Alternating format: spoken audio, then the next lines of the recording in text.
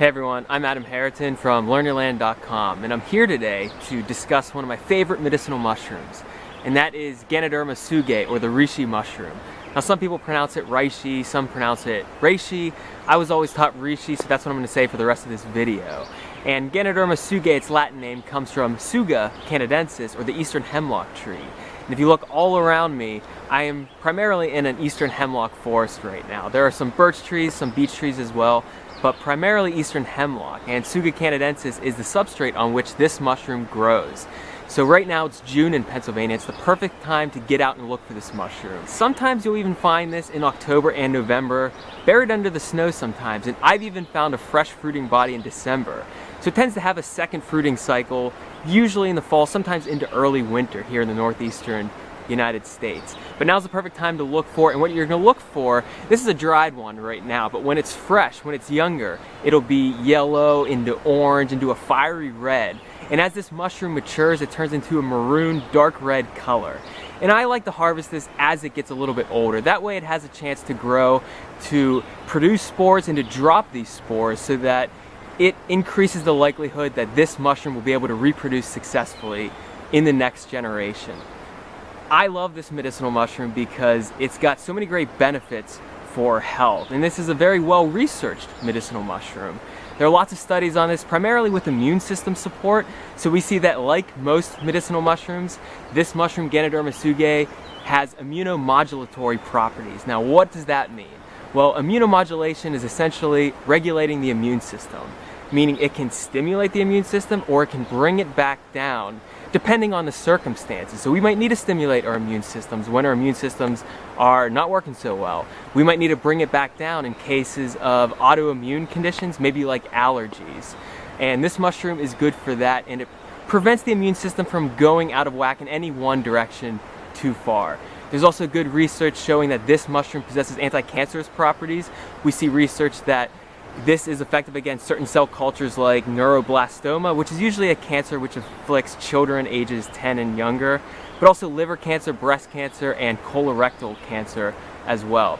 And exciting new research, just from 2015, earlier in the year, shows that this mushroom may help to prevent allergies. And how this works is that there are certain compounds, certain fractions known as triterpenoids in this mushroom, which are usually alcohol extractable, meaning you would have to use a non-polar solvent to get them out. But triterpenoids can help to inhibit or suppress histamine release. So histamine is associated with the allergic response. It increases inflammation. It's associated with wheezing, with coughing, with sniffling, with itchiness as well. And it also constricts smooth muscle, which could lead to shortness of breath, something like asthma. So this mushroom might be a viable alternative to some of those over-the-counter antihistamines.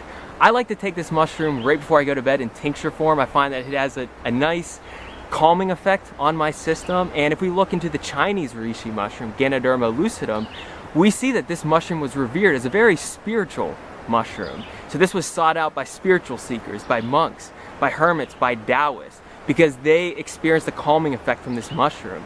And I do as well from this species, so it must be something in that Ganoderma genus. Now, if you live in Pennsylvania, this is a great one to look for this time of year. If you don't live in the northeastern United States, or Ganoderma Mushroom doesn't grow where you live, you can always find other medicinal mushrooms out there. And in fact, there's Ganoderma curtisii, which is another reishi mushroom, usually a little smaller than this, I find, and it has hues of yellow and purples in it. There's also Ganoderma applanatum, which is a pretty ubiquitous medicinal mushroom around here. But regardless, even if you don't find this, even if you don't use this, it's still a great mushroom to appreciate, even if you're looking at pictures online. But if you can at least get out and look for something that looks like this, it's such a joy to find in the wild. I'm never disappointed when I come across a specimen.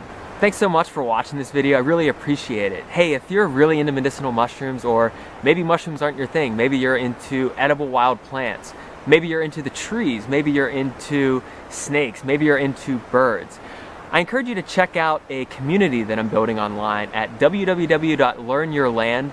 Medicinal.com, and it's a community and database of naturalists here in Pennsylvania.